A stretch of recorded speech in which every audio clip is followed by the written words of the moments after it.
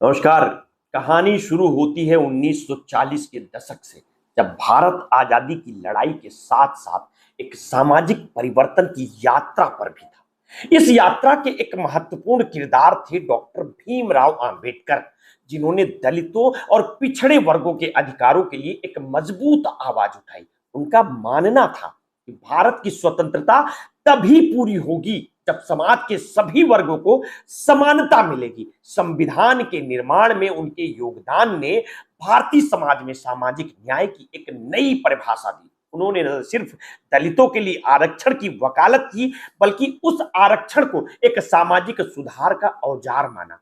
समय बीतता गया और डॉक्टर अंबेडकर की बनाई नींव पर काशीराम जैसे नेता आगे बढ़े। काशीराम ने 1980 के दशक में बहुजन समाज पार्टी की स्थापना की, जिसके मूल में डॉक्टर अंबेडकर के विचार थे। बसपा का उद्देश्य स्पष्ट था, दलितों को संगठित करना और उन्हें राजनीतिक सत्ता में हिस्सेदारी दिलाना। काशीराम ने उस वक्त भारतीय राजनीति में एक नई धारा का जन्म दिया, जिसे बहुजनवाद कहा गया। ये धारा उन लोगों की थी जो सदियों से सामाजिक अन्याय और भेदभाव के शिकार थे। काशीराम का राजनीति में उत्थान एक क्रांति की तरह था। उन्होंने देश के हर कोने में दलितों और पिछड़े वर्गों को एकजुट किया और उन्हें यह समझाया कि उन्हें उनके पास भी सत्ता में हिस्सेदारी हो सकती है। काशीराम का कहना था कि वोट हमारा, राज तुम्हारा अब नहीं चलेगा।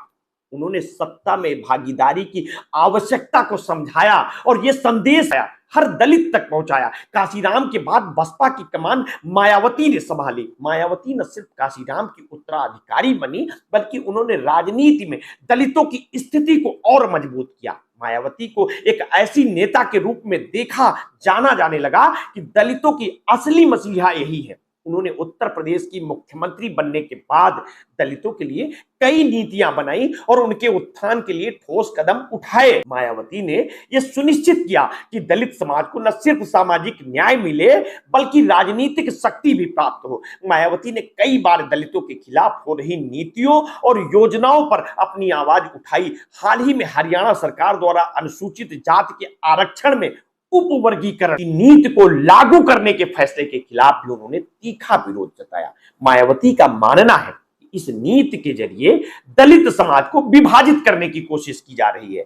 हरियाणा की बीजेपी सरकार के फैसले के बाद मायावती ने सोशल मीडिया प्लेटफॉर्म एक्स पर अपनी नाराजगी जाहिर की। उन्होंने लिखा कि ये आरक्षण के कोटे के भीतर एक नया कोटा बनाने का फैसला दरअसल दलितों को बांटने और उन्हें आपस में लड़ाने का षड्यंत्र है, और ये केवल आरक्षण विरोधी ही नहीं बल्कि दलित विरोधी भी है। मायावती का तर्क है कि इस तरह के फैसले दलित समाज में एकता को तोड़ता है और उनका राजनीतिक भविष्य कमजोर करते हैं। यहां यह समझना जरूरी है कि उपवर्गीकरण का मुद्दा केवल एक राजनीतिक नीति नहीं है, बल्कि इससे दलित समाज के भीतर गहरे विभाजन की संभावना पैदा हो सकती है। मायावती की चिंता इस बात को लेकर है कि अगर दलितों के बीच फूट पड़ी तो उनका एकजुट होकर सत्ता में भागीदारी का सपना टूट सकता है।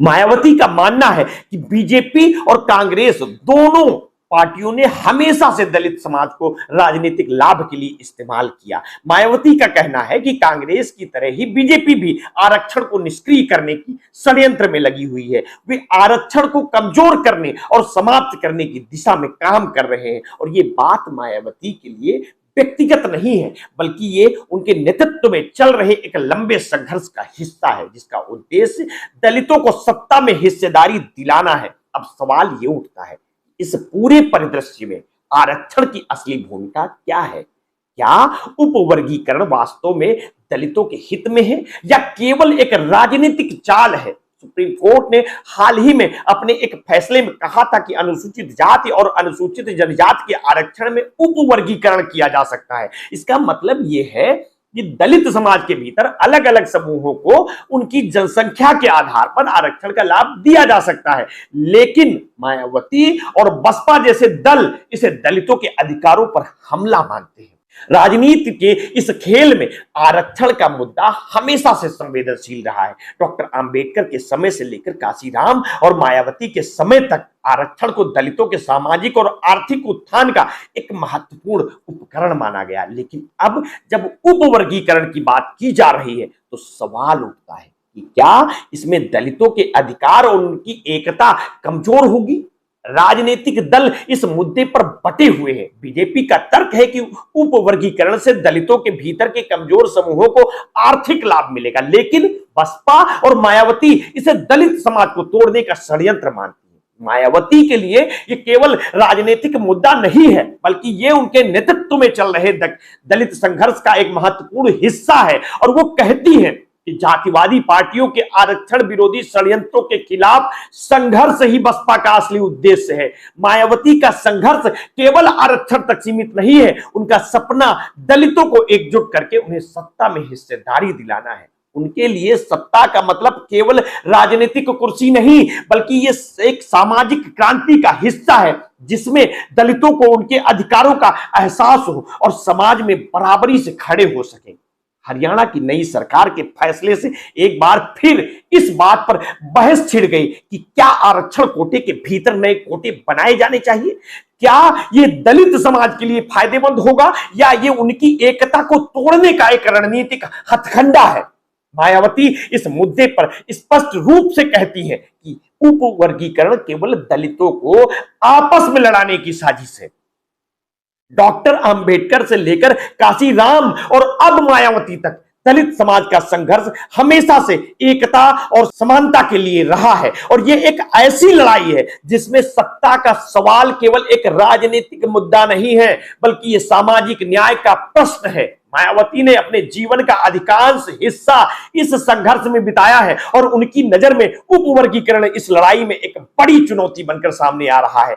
आज जब हरियाणा में बीजेपी की सरकार इस नई नीति को लागू कर रही है तो यह देखना दिलचस्प होगा कि इसका दलित राजनीति और आरक्षण पर क्या असर पड़ता है। मायावती ने इस मुद्दे को खुलकर चुनौती दी है और यह सवाल अब भारतीय राजनीति के केंद्रीय मुद्दों में से एक बन गया है। क्या यह फैसला वास्तव में दलित समाज के भीतर फूट डालेगा या केवल एक राजनीतिक विवाद बनकर रह जाएगा, ये तो आने वाला समय ही बताएगा। लेकिन एक बात तो तय है कि मायावती की यह लड़ाई सिर्फ एक नेता की नहीं, बल्कि दलित समाज के पूरे भविष्य को लेकर के है।